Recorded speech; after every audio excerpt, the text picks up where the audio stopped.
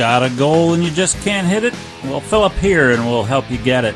Learn the goal achievement success system here on Goal Getting Podcast and put some gas in your goals to power you to the finish line. Let's go, friends. Rev up your engines and let's take off for success. Hey, goal getters, welcome to the show. This is your host, Tony Woodall, and I am excited to be here today. I'm recording live with Boss Jock Studio, and I wanted to make sure that this works well. Today is our first episode starting again on our weekly program. Today we're going to be talking about a quote to start with from Bruce Lee.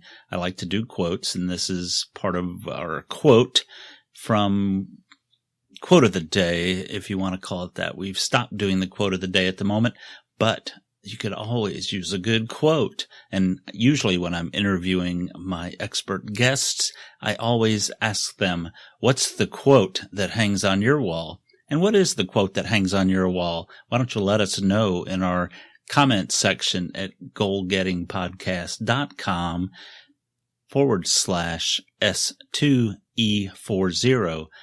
S2-E40. We would love to know what your quote that hangs on your wall is. So let's start with this. Bruce Lee says, always be yourself. Express yourself. Have faith in yourself. Do not go out and look for a successful personality and duplicate it. Don't go out and look for a successful personality and duplicate it.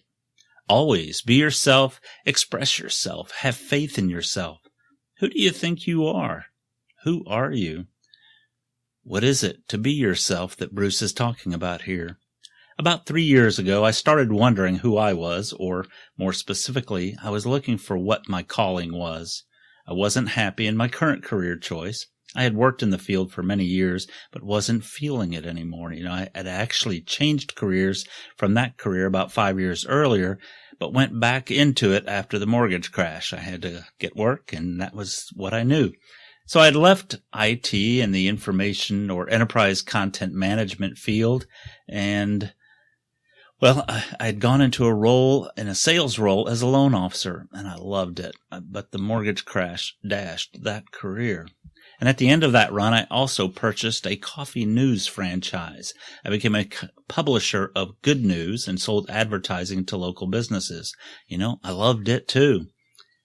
And while doing these two careers that I had, I started attending Business Networking International, also known as BNI, and learned how to network, how to do business networking, how to go out and talk to businesses and help them grow their business and build with referrals, do referral networking. It was a great program. I encourage you to follow up and maybe attend a BNI meeting. I have a link to BNI, Business Networking International, on our show notes page at goalgettingpodcast.com/S2E40. I also have a link to Coffee News. It's actually a great program, good paper. I really enjoyed working with Coffee News, Bill Buckley and his team up there at Coffee News, and I really loved working in the local community. So those are two things that I really loved. The other thing, I joined and worked in local chambers of commerces, and I loved it too. I loved to network with the local business and community leaders. I loved helping businesses grow and to build their business and networks. Unfortunately, the economy that was driven by real estate and the building market in the local areas where I worked went down considerably with the mortgage crash, and that business failed as well. So I lost my loan officer business, I lost my Coffee News business, and I was unable to pay the bills, so I couldn't afford health insurance. I had to find a part-time job, which I did, working at a local grocery store bakery for a couple years, and I eventually worked my way up to a bakery manager position. You know me, I always strive to be my best and excel. I couldn't just be a bakery clerk, but that wasn't what I wanted to do forever. So I started looking for something with my prior experience and skills that could bring in a good salary. I was offered a position in the field I had left before in enterprise content management in a lending role and moved to California. And well, after a couple years, I kind of realized I wasn't happy doing this. It paid well, and I was well respected among my peers, but I just didn't enjoy it anymore. I wasn't feeling like I was making an impact. I wasn't feeling satisfied or significant. I wasn't happy. So I heard about and then read Jeff Goins' book, The Art of Work. Jeff said to think about what you were doing when you were the happiest in your life. What were you doing when you loved going to work, or what did you do when you weren't at work, but it made you the happiest? And I picked up a copy of Jeff's book, The Art of Work, and I sat down one day when I went for an early morning walk in the East Bay Hills near my house, which I love to do, by the way, and I started thinking about when I was the happiest. And I realized that when I was doing these things, meeting new people, marketing, business networking, working with and building communities online and offline, speaking at events, training people, motivating others to reach and achieve their goals, social media, and writing. Well, I started thinking, let's start working on some of those skills and things that I could do to build that up again, because I really did enjoy that. So I joined a new Toastmasters club that our company had started so I could improve my public speaking skills and start meeting new people in the company. I started taking marketing and social media classes at UC Berkeley Extension. I decided I wanted to start working towards a career in marketing, social media, public speaking, something along that line. And I realized that the type of career that would work well for all the things that I wanted to do, what I wanted to be, what would make me happy and satisfied was something in the line of community management, being a community manager. So I started researching and learning what it would take to do that. Well, this was who I was. This was what would make me happy. Really? How did I know? Well, this has been a long discourse to get to the point of this podcast episode, which is to talk about who do you think you are? If, as Bruce Lee says, you should be yourself, express yourself, have faith in yourself, then shouldn't you know who you really are? How the heck do you do that? Well, I started by doing what Jeff Goins suggested. I did find my dream job as a community manager. One of the great benefits of our company is that they value their employees. One of the benefits is they often allow us to take personality tests. Yes, there are personality tests, folks, and I've taken a few over the years, but I never really took the results and looked at what they meant. I just took them because I had to, or because it was just part of the training or whatever that I was going through. So I wanted to look at it a little bit further, but they're developed to give you an idea of the strengths and weaknesses you have based on your personality. Your personality, not somebody else's. Now, as Bruce Lee says, don't look for a successful personality and duplicate it. You have to be yourself. Well, there are several types of these tests, and I've taken a couple of them different times, and some I've just kind of blown off before, but one of them is the Gallup Strengths Finder test. The other is Myers-Briggs, DISC, 16 personalities, and there's probably, many, many more. I can't remember all the names of them. Those are the ones I'm most familiar with. And we were given the opportunity to take a couple of these this year, and I have been amazingly surprised how accurate they are. I took the Gallup Strengths Finder test and the 16 personalities test so far this year. Now, the Gallup Strengths Finder, I have a link to the Gallup Strengths Finder test on our website on the show notes. You can go check that out. And it cost a few dollars to take, but it's well worth it. Luckily, again, our company paid for it, so it really was helpful for me. Now, there are 34 themes in this test. We signed up for the top 5 themes test that shows you your top 5 themes that define the majority of your personality. My top 5 are strategic, activator, self-assurance, significance, and futuristic. And these are my most dominant themes of the 34 the test actually tests for. These are very important. The program also puts together an action plan for you to use to help maximize these strengths. And I encourage you to get your action plan and work through that. To help show what this means, here are the top 2 of the 5 I'm going to talk about. They describe strategic as the strategic theme enables you to sort through the clutter and find the best route. It is not a skill that can be taught. It is a distinct way of thinking, a special perspective on the world at large. Oh, how about that? I got a special skill. But that's true. I do have that skill, and I realize it, but I never really think about it. And this perspective allows you to see patterns where others simply see complexity. Mindful of these patterns, you play out alternative scenarios, always asking, what if this happened? Okay, well, what if this happened? This recurring question helps you see around the next corner. There you can evaluate accurately the potential obstacles. Guided by where you see each path leading, you start to make selections. You discard the paths that lead nowhere. You discard the paths that lead straight into resistance. You discard the paths that lead into a fog of confusion. You cull and make selections until you arrive at the chosen path, your strategy. Armed with your strategy, you strike forward. This is your strategic theme at work. What if? Select, strike. And that's me. That is basically part of my thought process. I do see patterns in things. I love to see things that, like, the patterns in the way things work, and I can see those, and I do try to look at what if I did this, what's going to happen, and then choose the path that will hopefully work correctly for us. So I do use that. The second one, my second strongest strength, is activator. An activator is, when can we start? This is a recurring question in your life. You are impatient for action. You may concede that analysis has its uses, or that debate and discussion can occasionally yield some valuable insights, but deep down you know that only action is real. Only action can make things happen.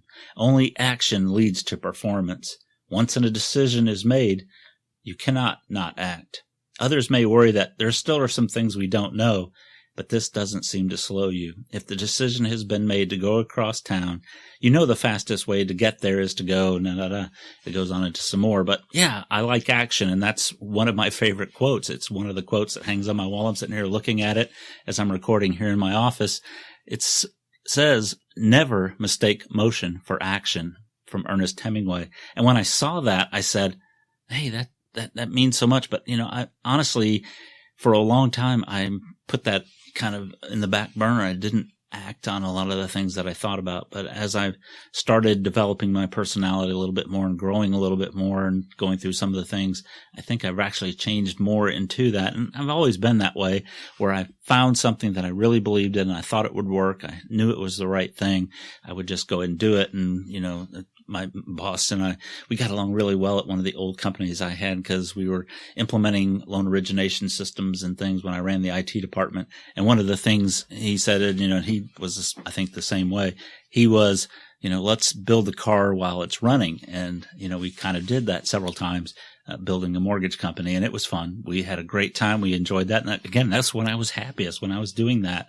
So that's, from the Gallup Strengths Finders test. That's two of the top 5 that I have, and there's 3 others. And if you want to find out about that, let me know in the comment section, and I'll go over it a little bit more sometime. But take that test at the link that I have. I think it's like $15 for the top 5 test, but it's well worth it, and you get a lot of information out of that. Look at your action plan with that. The other test I just recently took was 16 personalities. And again, I have a link for that on our show notes page as well. And you can get that on our show notes page at goalgettingpodcast.com/S2-E40. When I took the 16 personalities test, which I said is free, so you don't have to pay for it, I find that I am an ENFJ, also known as the protagonist. And you can learn what each personality is. There's, I think, 16 personalities, or they would call it 16 personalities, but there's 16 personalities, and the ENFJ is the protagonist. And you can learn what each personality is and the characteristic of each. And like the Strengths Finders test, I find the 16 personalities test to be pretty accurate. Here are a couple points from the test that I feel describe me. These are the strengths, of course. I'm only going to talk about the strengths. There are negatives or weaknesses, not so much negatives, but there are weaknesses for, these different personalities. And, it's important to understand both your strengths and your weaknesses and pay attention to those. These are some of the strengths. ENFJs are genuine, caring people who talk the talk and walk the walk, and nothing makes them happier than leading the charge, uniting and motivating their team with infectious enthusiasm. I think that pretty much describes me most of the time. I do believe that I talk the talk and walk the walk. I love motivating people. Obviously, part of the podcast here is to help keep you motivated and help you reach your goals. And I do love leading the charge. I like being in charge and helping unite the teams to do what needs to be done. Charismatic, charm, and popularity are qualities ENFJs have in spades. I don't feel that, but I guess I do in respects. The ENFJs instinctively know how to capture an audience and pick up on mood and motivation in ways that allow them to communicate with reason, emotion, passion, restraint, whatever the situation calls for. Talented imitators, ENFJs are able to shift their tone and manner to reflect the needs of the audience while still maintaining their own voice. Altruistic, uniting these qualities, ENFJs' unyielding desire to do good in and for their communities, be it in their own home or the global stage. Warm and selfless, ENFJs genuinely believe that if they can just bring people together, they would do a world of good. And natural leaders. More than seeking authority themselves, ENFJs often end up in leadership roles at the request of others, cheered on by the many admirers of their strong personality and positive vision. Now, that's very interesting, and I have to agree that they are fairly accurate, not trying to be boastful or anything like that. But, as I've lived my life, especially in the last, several years, that I really kind of do follow or believe that those are some of my personalities. And, so it's fairly accurate. And essentially both tests say the same thing about my personality. So if you look at these traits and characteristics of my personality and the things that made me the happiest when I was doing them, you can see why that makes me happy. Those are the things that I like to do because it is me. It is who I am. So what is the point of all this? Why am I telling you my personality, my tests that I've taken? Why am I telling you that? Well, it's to understand what Bruce Lee is saying, and it is to understand you.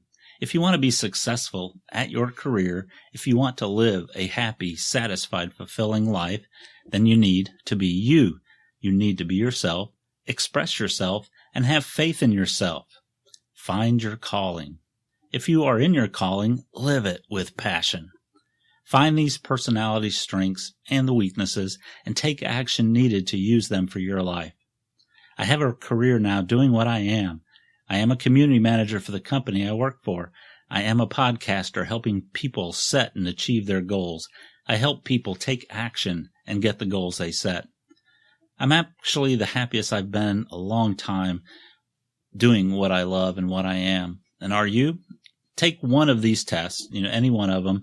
Be honest when you're taking them. Find out who you really are, and then set your goals to be what you are. If your goals are not in alignment with who you are, then you're going to have the hardest time achieving them. Your subconscious mind is going to work to sabotage you, and we don't want to let our minds play goalie for the other team.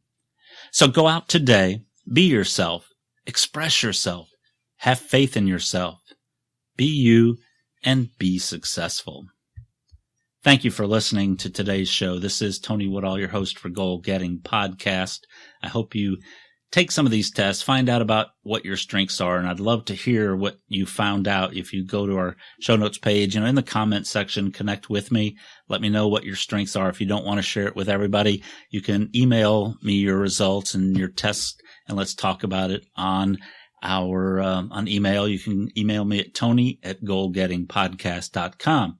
The other thing that you could do is I've created a private Facebook group called Goal Getting Masters. And if you're a goal getter and you want to learn to take advantage of these strengths and create your goals and set goals, we've started this private Facebook group to have a place for you to meet other like-minded, goal-oriented people that will support you and help you get the goals you set.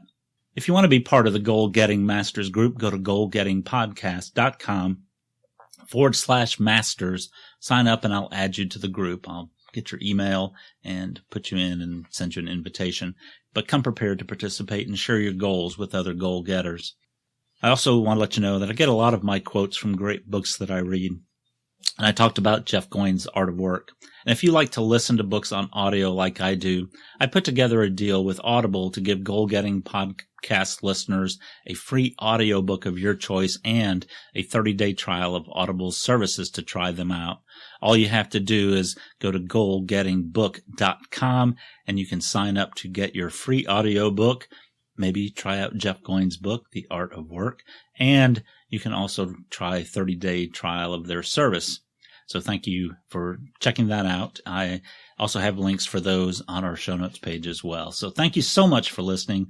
We are now on iTunes, and have been on iTunes for over a year, but we are now on Google Music Play. Yes, Google Music Play is a new thing. If you're an Android user and you want to listen on Google Music, you can go to Google Music Play, their podcast section, and check out the links that we have for that on our show notes page or wherever you can through Google Music Play. But join us on all of our social media sites. There are links on our show notes page as well. So look forward to talking with you. Let me know what your strengths are, what your weaknesses are in those tests. Take the 16 personalities. What are you? There's, like I said, 16 different personalities. I'm an ENFJ, and I am me. And hopefully you are you, and you're doing what you need to do to live a long, happy, healthy life. And this is Tony Woodall, as I said, your host for Goal Getting Podcast. Thank you for joining us today. We'll see you next week.